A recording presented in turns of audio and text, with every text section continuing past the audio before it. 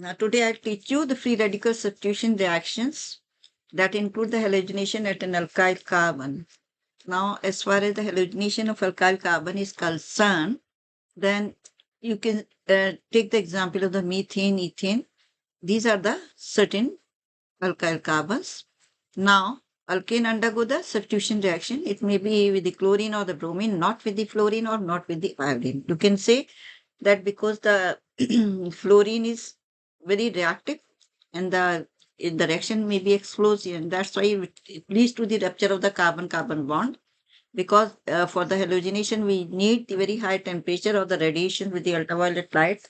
That's why the reaction can be very violent, and this will lead to the rupture of the carbon-carbon bond. While if you consider the iodine, then the iodination is too slow and the reaction is reversible. That's why it is of any practical use.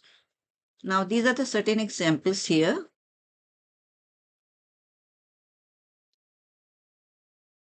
This is the simple reaction. Therefore, the alkyl carbon undergo the chlorination with UV light or as the high temperature, usually 250 to 400 degree, and that it gives you the alkyl halides, and with the liberation of the HCl.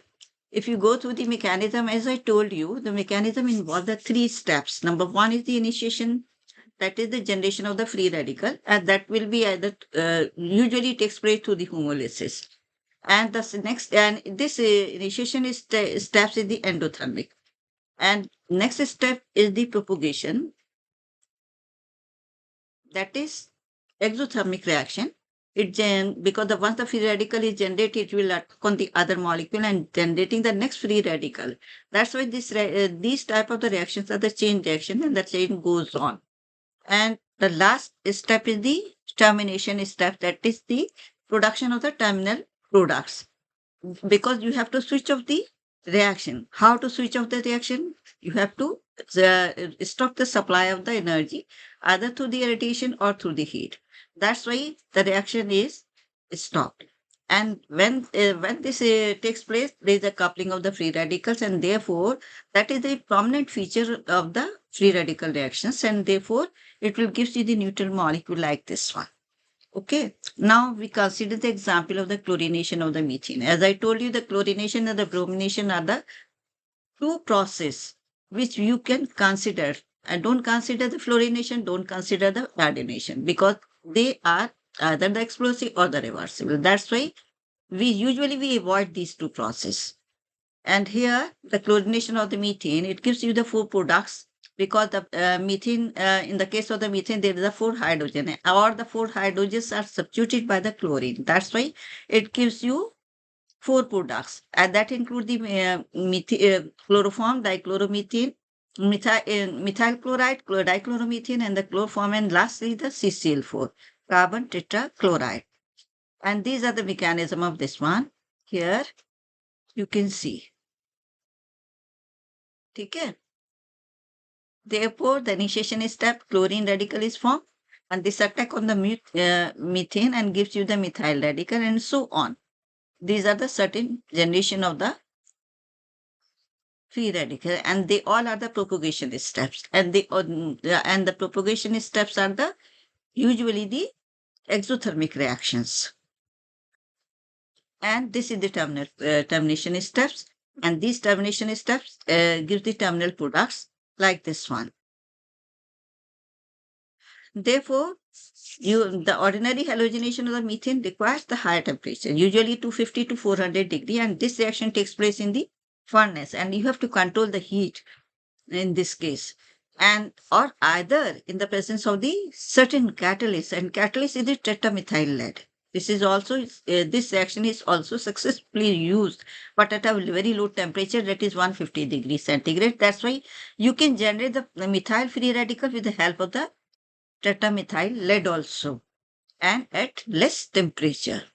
And if you consider the halogenation, then naturally you have to take into account the reactivity of the various halogens. Therefore, you see fluorine is very, very, very reactive as compared to the chlorine, and chlorine in turn is more reactive than bromine, and then which is more reactive than iodine. Because these two processes we avoid. Therefore, we consider chlorination as well as the bromination. If you compare the reactivity of the chlorine with the bromine, then you will see the chlorine is more reactive than bromine. Therefore, when chlorine is more reactive, it becomes less selective. Remember, the chlorine is more reactive, then it becomes less selective, and bromine is less reactive, it becomes more selective. And this depends upon the reactivity or the degree strength of the HX bond, because naturally during the process, the HX hydrogen, HX acid is liberated either HCl or HBr. That's why the strength of the bond is naturally considered. If you see the strength of the bond, then you see the HF is more stronger than HCl, than HBr, than HI. This is the order of strength of bond. And then after that, since we are just abstracting the hydrogen from the carbon, that's why we have to consider that how we can abstract, how easily we can abstract the hydrogen with the help of the free radical. That's why that is determined like this. This is the first step. Therefore, this X radical abstracts the hydrogen from alkane and naturally giving you the alkyl radical in this way. Therefore, the ease with which the hydrogen can be extracted varies with the class to which the hydrogen atom belongs. Therefore, either the hydrogen can be primary, secondary, or the tertiary. And this this will control the rate of the overall process of halogenation of alkane.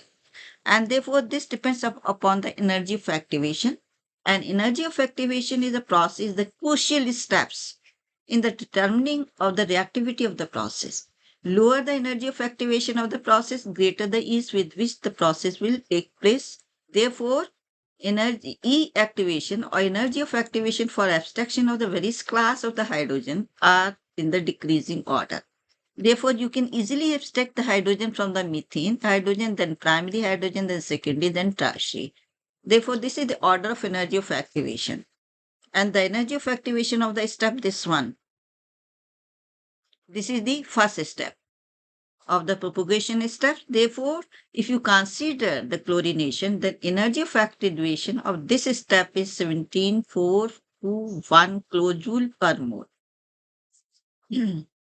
Therefore, the order is like this. Tertiary hydrogen is the order of abstraction of the hydrogen is tertiary, secondary, primary, and methane. And this is actually so that after that, there is one term which is commonly used, that is your orientation of halogenation.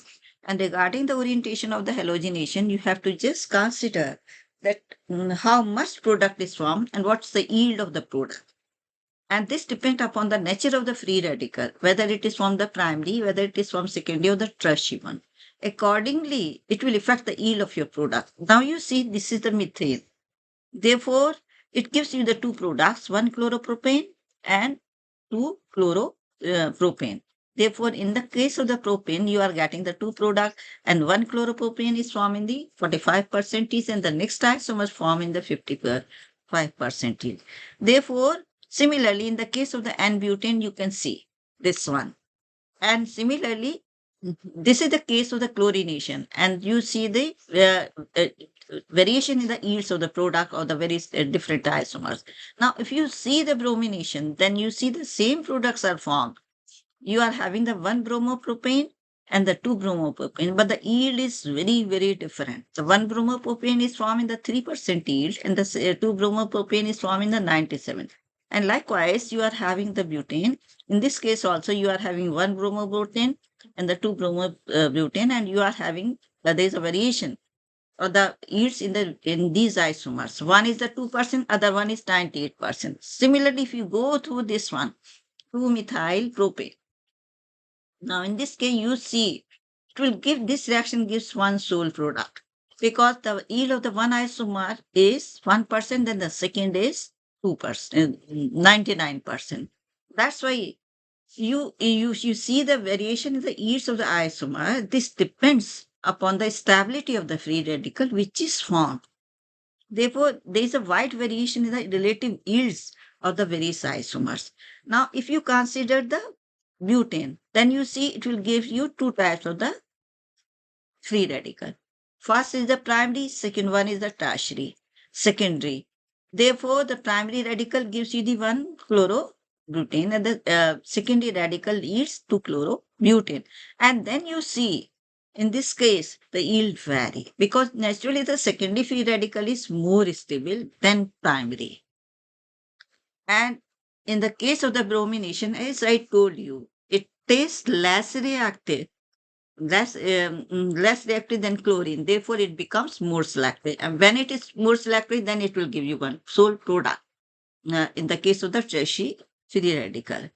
Now, this is the table for this one, energy of activation of this one, because the decreasing order of the energy of activation increase the rate of the reaction along with the series.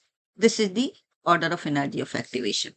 Therefore, larger the energy of activation of the reaction, larger is the increase in the rate of the reaction. And this is with the rise of the temperature because naturally this type of the reaction takes place at a very high temperature or by a use of a catalyst that, as I told you, that is your tetramethyl lead.